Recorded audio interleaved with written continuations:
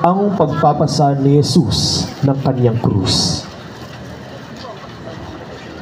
Nang mabasa, nang matapos yung sentensya kay Jesus, ay ang mga Pariseo iniatang na ang krus sa lupay humihilahod. Ang totoong kahabaan niyong krus na pinasan, 15 talampakan at 7 naman ang bilang ng paripa at pahalang.